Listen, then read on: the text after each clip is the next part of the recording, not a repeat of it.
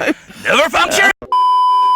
Welcome back, you beautiful people. Punctures are like a thorn in the side of every cyclist, but us mountain bikers are way more prone to getting a puncture on the trail. Yes, Blake, there are thorns, sharp pointy rocks and square edges littered all over the trail waiting to deflate you, which is no good. So don't worry, sit back because we've got our top tips to help you never get a puncture again, hopefully. Never. Ever? Ever. Oof.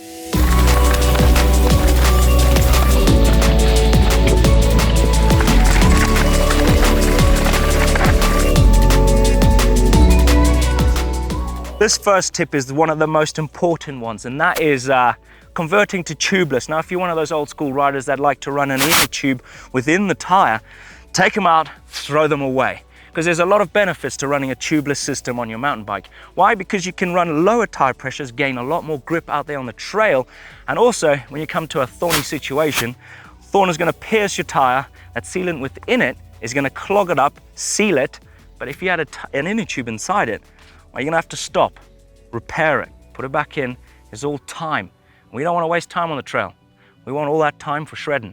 So converting to tubeless is probably one of the most important ones, and it's going to help eliminate game punctures. But never say never, because if you do slice your tire, it's unsealable. That sealant's going to fly everywhere. And when I say chuck away that inner tube, I mean chuck it into a strap and strap it to your bike, or put it in a fanny pack or your backpack, just in case you slice a tire. Speaking of sealant, when was the last time you checked yours that's in your tire? Over time, it does dry out and reduces its effectiveness. Now, because of that, every now and again, it'll say on the manufacturer's bottle, depending who you use, but it's well worth looking inside the tire and seeing just how much is in there and whether or not it has dried out. Another great way of checking just how much sealant is still in your tire, if you've put enough in or if it has dried up, is you can actually take the valve core out of the valve here, dip a really thin zip tie in through there when it's down at the bottom, obviously, so all the sealant's sitting at the bottom.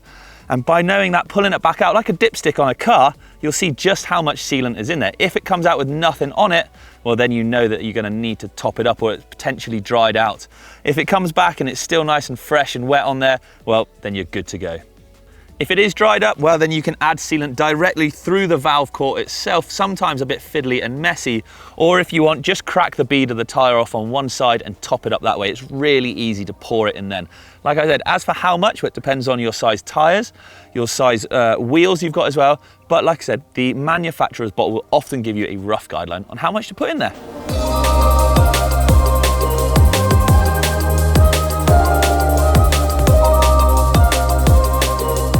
The question is, what type of tire are you running on your rig? Now, if you find yourself riding a lot of rough, rocky trails with a lightweight cross-country tire, you probably find that you're puncturing more often. Now, it's probably worth upgrading to a heavier duty tire, a bit like an Enduro or a downhill casing tire. Now, when you upgrade to a heavier tire, like an Enduro or a downhill casing one, you'll find that the tire is a lot heavier.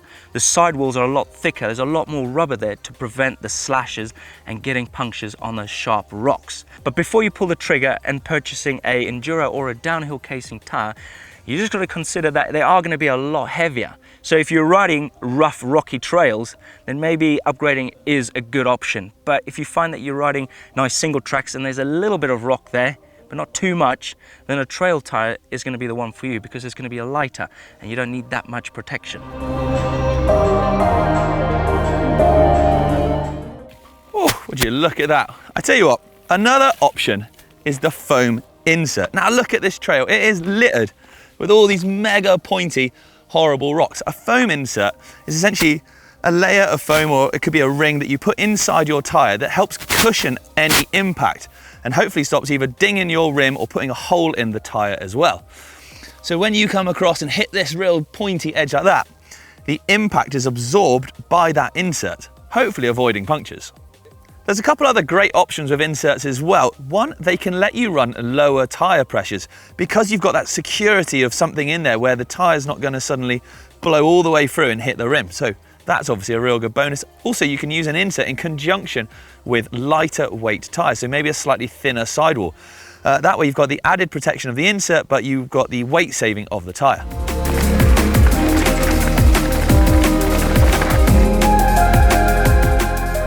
Finally, line choice. Finding the smooth line through a rough section can help prevent you getting a puncture.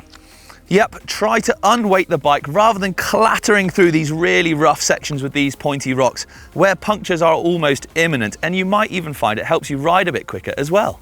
There we have it then, some of our top tips to never get a puncture again, hopefully. Never ever get a puncture ever again. No, let us know in the comments below if you got any other great top tips for not getting a puncture. That's good going. But never say never. Remember to carry spares. Yes, thank you very much for watching everyone, and we'll catch you next time. See ya.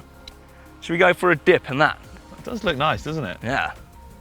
Oh. Oh, what's that?